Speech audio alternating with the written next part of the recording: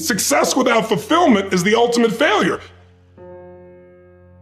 Like, success is getting what you want. Fulfillment is living what you're made for.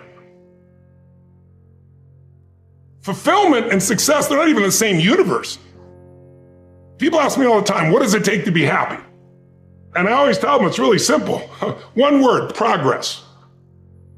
Progress equals happiness. If you keep growing, you're gonna feel alive. And if you keep growing, you're gonna have more to give. It doesn't matter how many statues, Oscars they give you, or Emmys, or how much money you have in the bank. We've all seen people have all those things, and I get the phone call because they're depressed, or somebody commits suicide in that area. It's really an inner game, and I think that's what's missing for us today. Everybody's focusing on the outside world, and hell, there's a lot of things in the outside world you'll never be able to control. You can influence, but you can't control it. This, your mind, your emotions, your body, you have 100% control over what you do with these things, and that's where the game is won. Win the inner game, then you win the outer game. But a lot of people spent their life trying to win the outer game, they won, and they're miserable. Someone can tell you your whole life you're a piece of crap, but you can say, screw you, read between the lines, and make your life work. Someone can tell you your whole life you're beautiful, you're intelligent, you're the smartest person in the world, and you don't believe it. Because self-esteem doesn't come from what people say about you. Self-esteem is earned within yourself. It's esteem for yourself, which only comes by doing things that are incredibly difficult, and then your brain goes, this is who I am. You really got to figure out what you're made for, and nobody knows in the beginning. So you start where you are and you do what's in front of you, you do what's next, and you keep growing until you start to discover, hey, this is my real passion. So identity is the number one thing I work to change with people, to expand it. Expand your own sense of who you really are and what you're capable of. And the mindset has to be destroy any limitation and move forward, move forward, move forward. I think passion is the genesis of genius.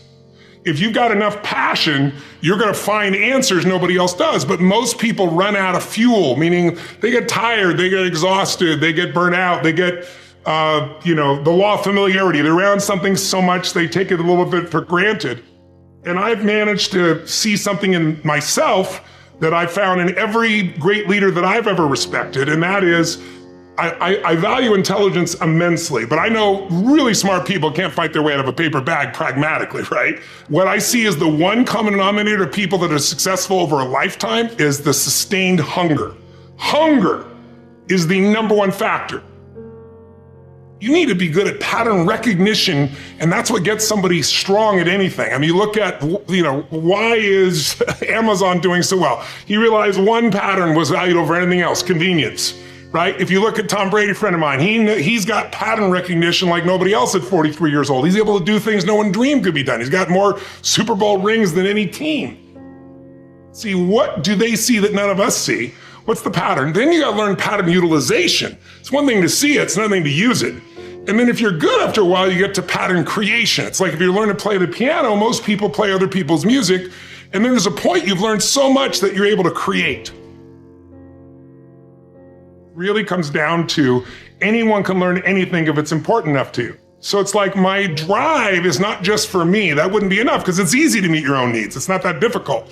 But if you can find something that you care about more than yourself, your daughter, your son, your family, your business, your mission, your community, whatever it is, that's really the secret to energy and vitality and strength and really learning.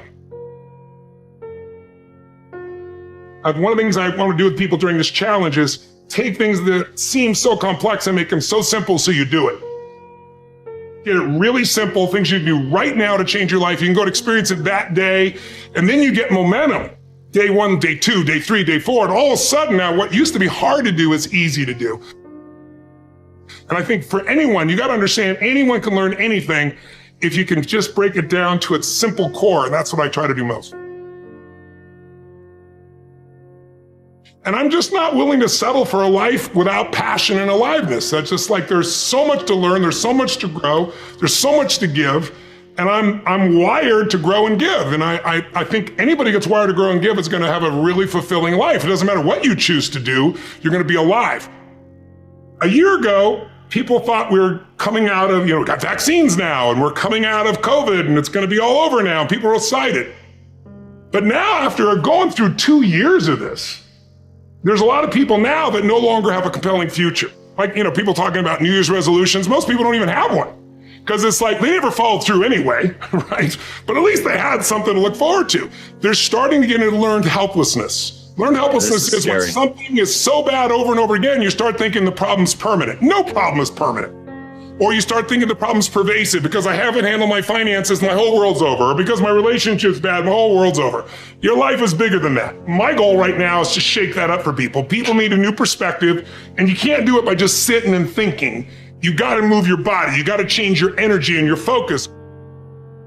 But if I get you into a higher state of being, mentally, emotionally, physically, then all of a sudden you start remembering who you are and you start coming up with answers that you never even thought were possible before. The idea of remembering who you are is something incredibly powerful. There was a Batman cartoon where he gets amnesia and he gets put in like a camp, basically, a work camp, and he can't get out. And he feels stuck and weak and, afraid.